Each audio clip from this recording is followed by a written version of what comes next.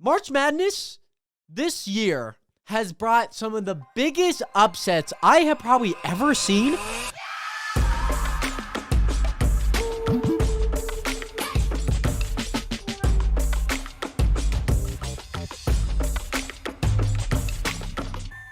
I'm so excited. I honestly am. Every single time that I sit down, turn on the camera, get the microphone plugged in, I just feel electric. I feel alive because we're here for episode 57 of the Realest Podcast. I hope you guys are doing well. Hopefully you guys are having an amazing day. I'm recording this on Sunday, unfortunately. Obviously, this would be the day that I'm releasing these episodes, but today's a little bit different. Mainly because yesterday my sister had all her friends over pretty late night to celebrate her birthday, because her birthday is actually the day that this is dropping. So I'm really, really excited for it and excited for her birthday. She's turning 17, so feel free to wish her a happy birthday in the comments. But Nationers, I want to hop right into it. You guys see the title. You guys know, if you guys watch any sports, March Madness is going on right now. And if you guys know, it's one of the biggest events of the year. And for a while now, I just have to get this off my chest. There's a few things about it. March Madness, for the most part, in my time growing up, even especially over the past 2 years, it was never in March. It always started like March 25th. And I'm like, how? Why? Why are we doing this? So I'm glad to see that it's actually starting somewhat in the early month of March, because it would always happen late March, and then things would go until late April. And I'm like, well, it's not really March Madness if the bulk of it's in April. So I'm at least glad about that. Two, I want to mention something about one of my brackets that I made back in my sophomore year of high school. This would be 2017. 2017, I had a near perfect bracket, So I don't have it on here. I should have found it. But I had the 54th percentile bracket. So, or maybe not percentile, because that seems like I'm halfway. Out of the millions and millions and millions of brackets, mine was 54th on the CBS app. Now, mind you, it's just on the CBS app, but I'm sure they take into consideration all the data from other websites, ESPN, different websites that would take in brackets. But at least on the CBS, I was 54th. And so number one had the most perfect, and then obviously number two had the second perfect. So I had the 54th most perfect bracket. And surprisingly, I want to talk about some upsets that are happening, because March Madness this year has brought some of the biggest upsets I have probably ever seen. So, Arizona, surprisingly, because Arizona was predicted to go decently far into this year's, maybe Elite 8, this year's bracket, of course. I would have put them maybe at Elite 8, depending on who they went up against. And mind you, I don't know every single team. I don't know who's in the West, who's in the, I don't know all the brackets and whatnot. But I would have predicted them to go decently far, saying that they're a pretty solid team, and they have a high basketball level school. So I kind of predicted that they'd go far. They're out in the first round. Literally out in the first round. I can't say how funny it is. There's so many upsets, and I kind of have a few on here. One that literally just happened minutes ago as of recording this. So, as you guys may know, there's 4 separate regions, and they all have a 1 through 16 seed. 4 of these teams had to have a final or a first 4 where they played in. And some of these teams are Fairleigh Dickinson, who beat the number 1 seed Purdue, which is absolutely crazy because Purdue has probably the best basketball program this season, and they got beat to a team in New Jersey who nobody knows about. But then also Virginia has also gotten out pretty roughly in the first few rounds in the last few years. But then also Arizona, the team that I mentioned, they actually went really far in my bracket back in 2017, but they have sucked ever since. So maybe I just need to make another bracket for Arizona to be good. I don't exactly know how to fix that problem. However, there's also a big upset. Last night, Kansas Kansas, the Jayhawk, the Jayhawks. I think that's their team. They lost. So they were also a number 1 seeded team, and they're going up I forgot who they went up against. I'm just going to pull it up real fast, but it was crazy. They went up against Arkansas. Now, Arkansas, they've had a rough season because they usually do decently good, and they usually have a kind of an okay seed, 5 to maybe 3 sometimes, but this season has been rough, so they were ranked 8th and won their first game and then beat Kansas in their second game, which is nuts, which is huge. And there's some games going on as of recording this. Creighton is up against Baylor, and Baylor has a pretty good program. They won a few years ago against my hometown team, Gonzaga, which Gonzaga are playing later tonight. Michigan State also just beat Marquette.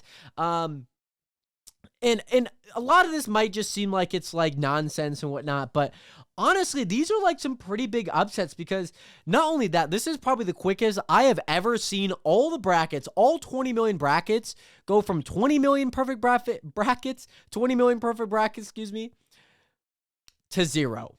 Literally 0. Literally zilch. Within the first 2 days, there was none. Usually there's like a few that that kind of whittle their way in, but then kind of lose it after that. But literally none. It was crazy. It is actually nuts to see. March Madness is definitely bringing the madness. And I didn't make a bracket this year. I haven't made a bracket for like the last few years. I feel like it just brings so much stress to me. Like ever since I'm still riding off my 2017 high, okay? When I was the 54th perfect bracket.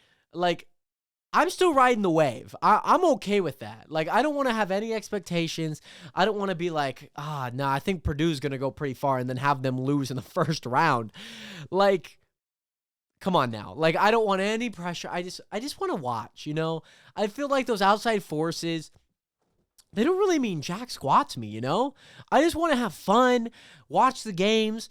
And that's what it really comes down to. And that's why I never make a bracket. I was thinking about doing it live on the podcast, but I realized that it was kind of too early, unfortunately. Or like, I guess, yeah, they were starting the matches too early for me to even make a bracket, that I could have done live. So it kind of sucked. But all in all, Nationers, there's been some pretty big upsets. And there's one interesting fact about all of the brackets. So New Jersey, the state of New Jersey has apparently an infamous reign over a lot of these top teams over the course of these last few years. So it seems like a lot of these teams that are like, you know, the 12th seed, 13th, 14th, 15th, and even 16th seed all reign, or excuse me, all those teams like in those high-seeded brackets, high-seeded seeds, excuse me, they're all from New Jersey.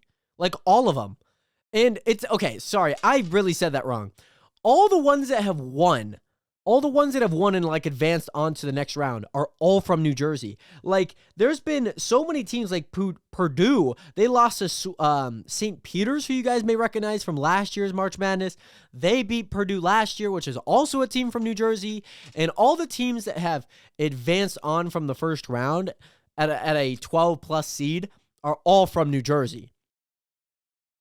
Providence, St. Peter's last year, they had Fairleigh Dickinson. Those are the 3 teams, I'm pretty sure. And there might be even more. I don't know. Like, somehow New Jersey is just carrying the load of upsets on their back.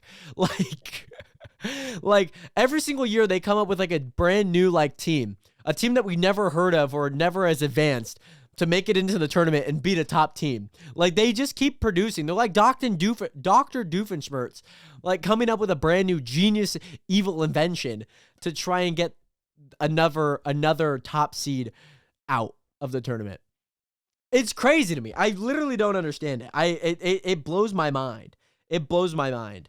So, all in all, I'm really excited for March Madness. I think if I were to have to predict on who's going to win, I think Houston has a chance if they do really solid. I will say, I think if Baylor loses, if they win, I think they advance far. I don't think they win. They might make it to the Final Four if they win today, but Creighton is looking good. But then also there's teams like, I gotta look. There's Gonzaga. Gonzaga hopefully will make it to the top 8. I don't know. They'd have to play some pretty good games to make it any farther than that.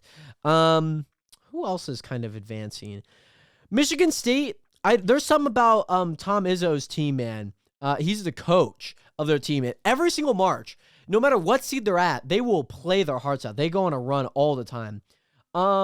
Yeah, Houston could be good. I think Texas, if they get it together, they're gonna be very dominant.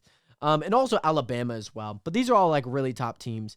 We'll see how good Gonzaga does. They kind of had me stressed, saying, they were looking real rough in that first half of their first game. But they're playing later tonight. They're actually playing in about 40 minutes. So I want to try and get this podcast through and over with. But of course, I want to talk about some awesome stuff that's happening. There was the final episode of The Last of Us that just came out. And I've only watched one episode. I'm not a huge show watcher, but I think there's a few things that shocked me, but then also I don't understand why other service streaming competitors are doing so bad. But I also know the answer to it, and we're about to discuss it. So some of the things that shocked me about The Last of Us, mind you, I only watched one episode, but I looked at some of the data. I'm a big data guy. I don't know. I'm just a big data guy.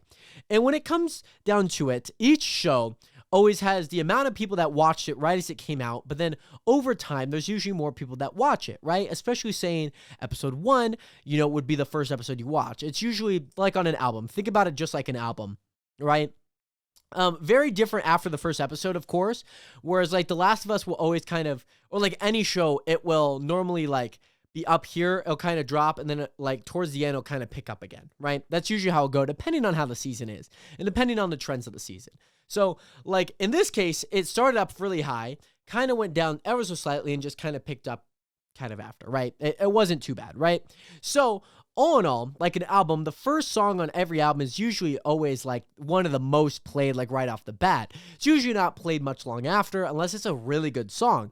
And speaking of songs, I do want to mention really quickly my album, Nationers, my album, Idioms, is coming out on April 6th, Nationers. My album, Idioms, out April 6th. Make sure to stream it. My brand new single, Nationers, is out now on all platforms. You can look up Jared Nationers, and it would mean a lot to me if you guys do stream it. The album will be out in early April, so I'm excited to drop that, and I hope that you guys give it a listen when it comes out. And I'll keep you guys updated throughout the podcast. But regardless, just like every album, there is always, a rise and a dip depending on how the season goes. And for The Last of Us, it got a lot of traction pretty early on.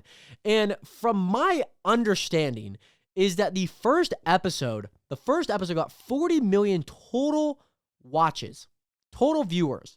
Now, I think it had 8 million off the rip, right off the jump, 8.1 right off the first episode, and it closed with 8.2, which holds a really, really good retention for most of the season. But 40 million people, and I think they do consider a few factors. They probably average how much are in each household, what type of areas. They probably do some pretty good calculations within the data to be hey, this is this how in this region, where a lot of people are watching, they usually have 4 people in their household, but obviously a little bit more critical than that. And so all in all, from my understanding, I looked at this chart for a long time just to try and understand it. I'm okay, but how did they get for 8.1 to 40 million? I'm how does that happen? But then I'm thinking, okay, maybe the total show got 40 million viewers. But even then, I'm thinking if 8 million people watch per episode, there's 9 episodes, that is a lot of people.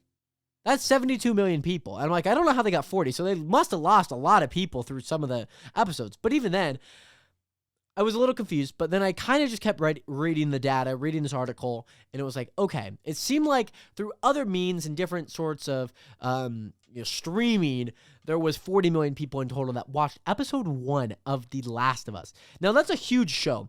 Not only that, they're paying Pedro Pascal over $500,000 per episode. So it's pretty rough. It is generally pretty rough.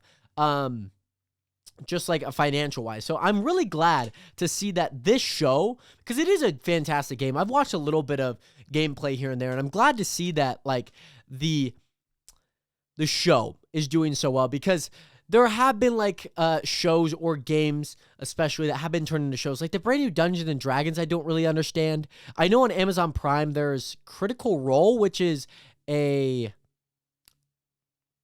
game is it? I think it might be Dungeons and Dragons. I could be wrong, but I know that's on Amazon Prime. But they're coming out with like a full-fledged theater-filmed movie, cinematic movie for Dungeons and Dragons. And I don't really understand it because they have like a guy who's somewhat of a comedian. They have a guy from The Quarry who played one of the guys in The Quarry. And then they also have some like pretty funny actors in there. And I'm like, is this supposed to be kind of just like a semi-comedy adventure action film? Like, it doesn't really make sense because I always found like Dungeons and Dragons, I would want it to be like kind of like what the World of Warcraft movie was, even though it kind of got shit on in the box office and whatnot. Like, I don't understand. So all in all, with that, I'm glad to see that this game, which is fantastic, is now being turned into a highly successful show and is already reinstated for season 2. And not only that, season 3 and maybe even season 4. I don't get it. I literally don't get it. Like, it is wild. And something also very interesting about all of this is that for a show that is so successful, I don't get how Netflix can just not be successful. Like, I don't get it. How do you take The Last of Us, which is a highly successful show, and not only that, they also have like House of Dungeon or House of Dragons. They have like a whole world of Game of Thrones on HBO, and HBO produces some pretty good shows. Mind you, the last episode and last season of Game of Thrones is a little off, but regardless, what is it about Netflix that they're doing so wrong and that they have to implement these ad services? Like, mind you, like Hulu has ads. I think the more ads kind of get surfaced, the more you kind of get used to them. Like any new change in something, or like when YouTube added their two ads, 5 seconds each, or like a 15 unskippable, then a 5 skippable, like after it, you just kind of got used to it, right? And so, all in all, Netflix is also doing that. They're also kicking off a lot of people from their service, or at least making sure that they have to pay an additional subscription or an additional member outside the household so that they can earn a little bit more revenue, right? Here's the thing, Netflix. When you get somebody, you know, not just as good as like these actors and actresses on The Last of Us, like I think that really helps, of course, but there's one thing that HBO doesn't do, and that is make shit content, shit original content. This is what I like to call shit content. Okay? Pardon my French, but that's what Netflix kind of makes. They like hope that since we have a whole bunch of buzz, no matter what we create, people will kind of gravitate towards it. Like, the amount of original content that Netflix has made that is pretty awful is pretty bad. Now, mind you, like, YouTube kind of had, like, that same thing. They kind of moved away from, I guess, YouTube originals, unfortunately. Like, I just don't think it was as big as they wanted it to be. Like, they could probably do it for individual YouTube channels, but it was a little different when they were making it for their own catalogs. It was a little different. However, the one thing that is so different about YouTube and Netflix and HBO is just like a full-on streaming service. Like, it always will produce high quality, like less volume, more quality. Whereas like Netflix is like, okay, we'll put out a lot of stuff and we'll hope that a few stick so we can gain revenue back on all of it. Now, mind you, they had the Wednesday series. They've couldn't tell you. I know I shared something back towards me, like some of the biggest shows. I forget where it's at, though. They had, like, some of the biggest shows. I'm hoping that it's this. I wonder if it is. No. They had some of the biggest shows. And I forget where it's at. I know I might have saved it. Maybe it is Twitter. I don't know. No, it's not. Definitely not back in January. But I know I shared something about some of the biggest shows in, like, of 2022, it seemed like. And maybe I saved it. I don't know. No, that's just fonts. I like share so much stuff with me on Instagram. Maybe I did save it. I'm hoping to find it again. I want to try and find it. But overall, like Netflix still has some of the biggest shows, and that's kind of like that's the thing that I don't really get is that like they could still have like some of the biggest shows on the internet, but then they could also just like suck. You know, Like, they have such high highs and such low lows. Like, I just literally don't get it. I swore I saved this post. I swear I did. Oh, I'm so stupid that I didn't. God dang it. Okay, well, overall, it's not super important. It is, however, a little sad that I didn't remember it. So, all in all, HBO, they create some great freaking shows. And I honestly hope that they continue to have success with The Last of Us. I obviously hope that Netflix figures their stuff out. Mind you, I don't use either HBO Max or Netflix, but just for like everyone else, especially you guys who obviously, might have a Surface or two. Like, mind you, I don't have either or, but my family watches HBO Max, but like I don't watch it. But hopefully you are able to still find some good series on there. I know there's a lot of good series. Like I watch a lot of Hulu more than anything, regardless of their ads. Like I don't know. I just like the shows a little bit more. It's just a little bit of a preference. Sorry, guys. Sorry. Am I that guy? Sorry. But anywho, nations, I don't like talking about drama, but there was an award show a few weeks ago called the Streamer Awards, and I kind of mentioned it in last week's podcast about some of the winners, some people that had been nominated who didn't win, and in last week's episode, I wasn't aware of the situation that I'm about to talk about. Talking about a creator called Just a Minx, and I'm pretty sure I got that right in pronunciation. So apparently there was something that went down at the after party, and now I want to call it the Jenna Ortega behavior. Like this is like Jenna Ortega kind of has branded herself off like on set as like a drama queen in a way. And mind you, I'm just kind of taking words from like other people who have been on set with her, who are producers and executive producers, ADs, directors, and whatnot, right? But I'm going to call this a Jenna Ortega behavior. And now the thing about it is like kind of like not taking action or not taking responsibility for your actions, right? And there's been a few stuff in like the NBA with John Morant, a big basketball player. There's been some drama with that. And I don't know, with his video that came out, is that taking responsibility or not?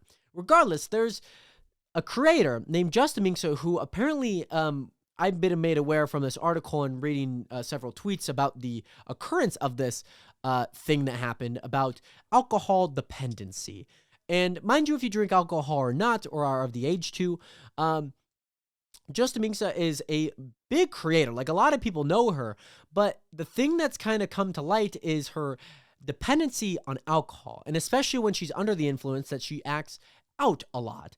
And it's not uncommon for somebody who might be under the influence to kind of like lash out, but also I think it's slightly different than that. I think it is slightly different than that. For her, it seems like there might be a little bit more of a problem, right? So the thing about the Streamer Awards after party is that this wasn't the first time that she has done something like this at an event of this magnitude. Now, I don't know the exact event, but from what I read is that this has happened before. Like this exact same occurrence has happened before at another after party or another award show. And it seems like I wish I had the article, but it was, I wish I kind of read it a little bit before this because I'm kind of losing a little bit of what I remember of it. Overall, it seemed like she kind of lashed out. The event had to get canceled. Like the after party legit had to get canceled. And it seemed like she had made some effort. I don't know if she made any effort. I think they might have reached out to her to kind of like be like, hey, can you at least like pay for everything that you kind of like stopped from happening because you were too much out of line and you caused too much like stuff that went on, and the after party got eventually canceled, right? I don't really know how to put that into words, but can you at least like help us out because you're the sole reason we don't have an after party. All in all, again, this is not the first time. And so a lot of people close to her, friends of her, people who have streamed with her, people who have made content with her, have like actively seeked out like some sort of intervention, some sort of like rehab for her. I don't know why I said it like rehab, but some sort of rehab for her. And it seems like over and over and over again, she has actively declined any help. Like I just don't get it. I literally just don't get it. I'm going to see if I can pull up an article on it. Because it is kind of one of a kind. I don't really understand it. And it's kind of weird because she is fighting a YouTuber named Jessica Fangs. Jessica Fangs something, not Tyler Blevin's wife, Jessica Blevin. I'm going to look up streamer awards. I want to see if there's got to be an article on it. Yeah, apparently she did apologize actually 2 days ago. So Cutie Cinderella apologizes for going Cutie Cinderella apologizes for it going public. I don't know why she'd have to apologize about it. Says it was a mistake to do so and also asked fans to not attack anyone. Okay, so yeah, obviously a lot of people watched it, and the party following the event had to be shut down. Her cost around $50,000. She blamed the incident on Justin Minks, who was apparently intoxicated and refusing to leave.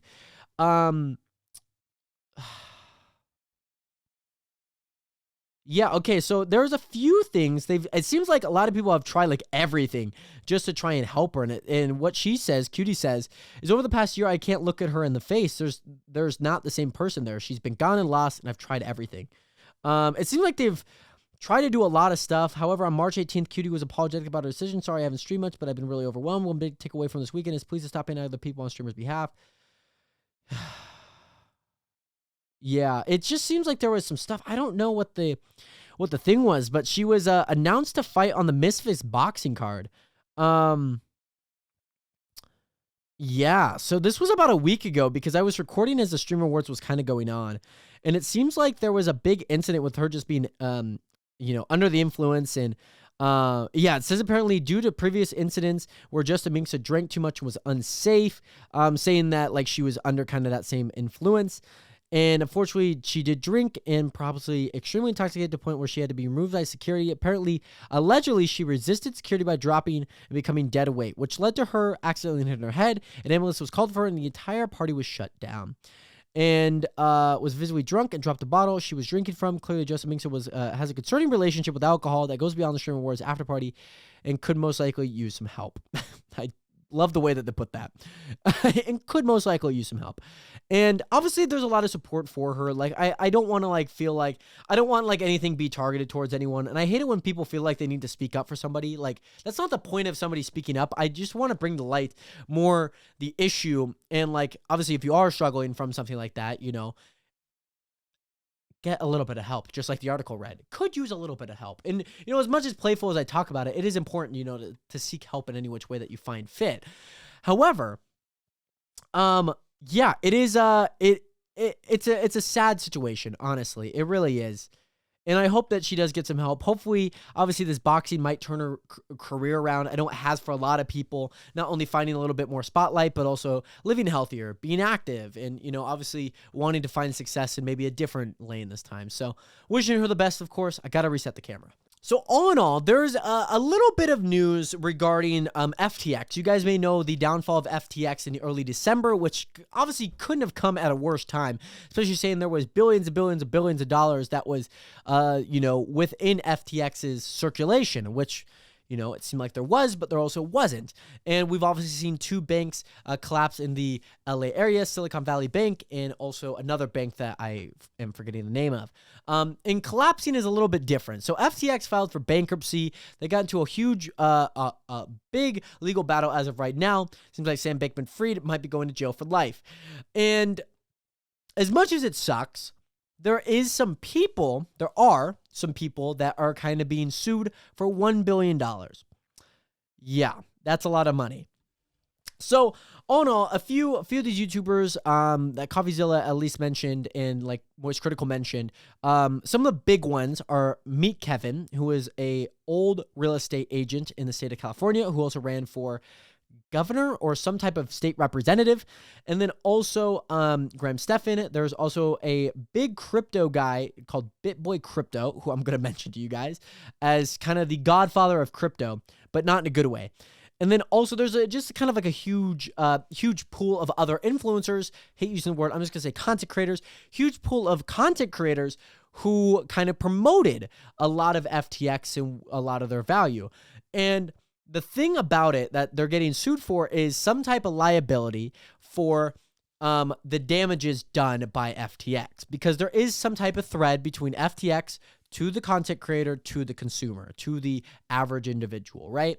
And FTX seemed like they were on top of the world, right? They had Larry David, Tom Brady, Steph Curry, Naomi Osaka. They had huge, massive superstars in sports and just in general media speaking out for them. Now, the difference between a lot of this and some of the concern that I've read and I've learned through Legal Eagle's video, who talked a lot about this.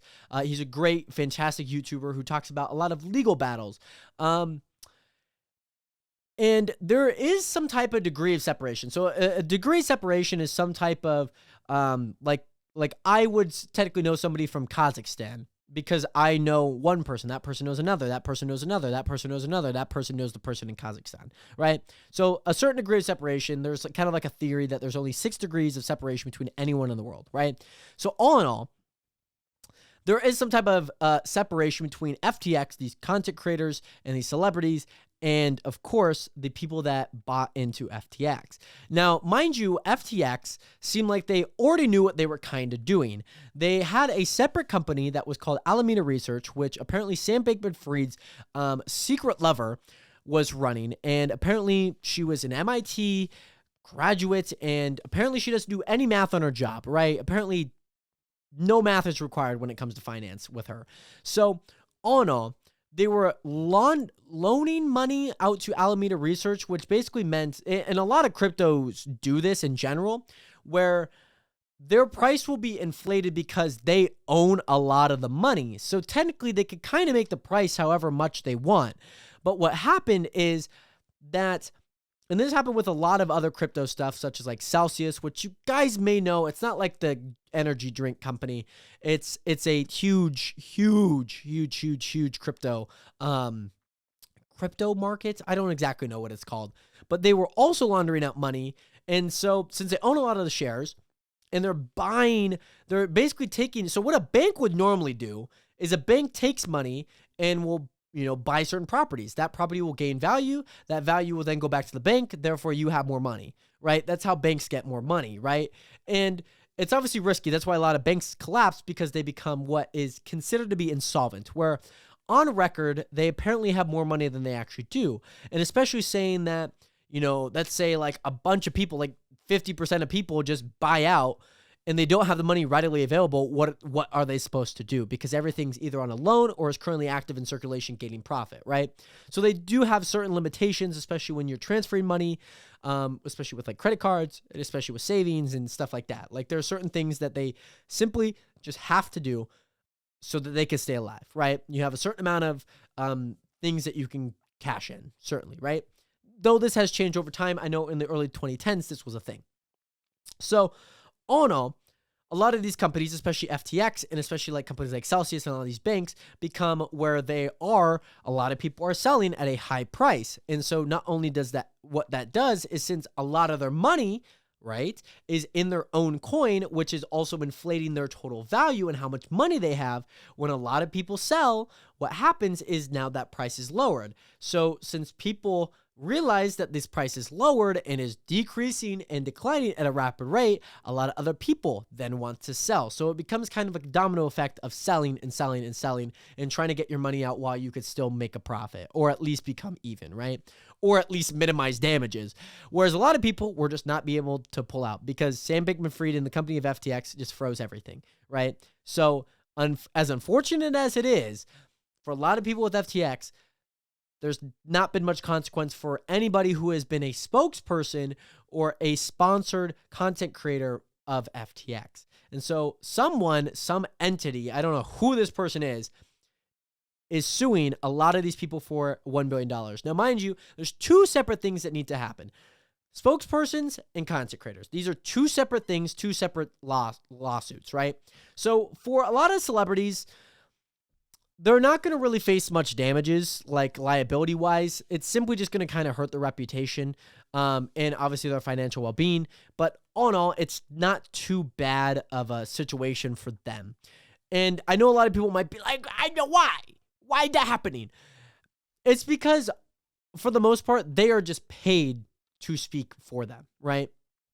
And mind you, they could decline a lot of the stuff. The only thing that it will hurt is either the financial situation because they either get paid in that crypto, or they have their savings in FTX because that might be a part of a contract, or it's just going to hurt their reputation, which most likely it just won't. But for a lot of the other content creators who have received money to then speak out as either a sponsored content creator for sponsored content, whether it be on a podcast, whether it be in a video, or whether it be like, hey, use my code and use my affiliate codes. So they're promoting it in a different way where they're not just paid to say it, they're also actively promoting it because, especially in an affiliate, you don't get money for nobody buying something or using your link. You get paid for everyone that buys and clicks your link and things of that nature. So all in all, there's a few different things surrounding that area that are pretty rough because for a lot of these people, they were paid, quarters of a millions of dollars, maybe even a little bit more. And mind you, where is some type of like give back, I personally, I don't even know what to do in that situation. Right? At the same time, these guys are experts. And Meet Kevin hopped on CoffeeZilla's video where he talked about it. And CoffeeZilla was throwing punches left and right, being like, well, hey, you bear the responsibility. You are the expert in this field. A lot of people trust you to do your research. So is money going to be given back or is it not? What do you feel is best for everyone?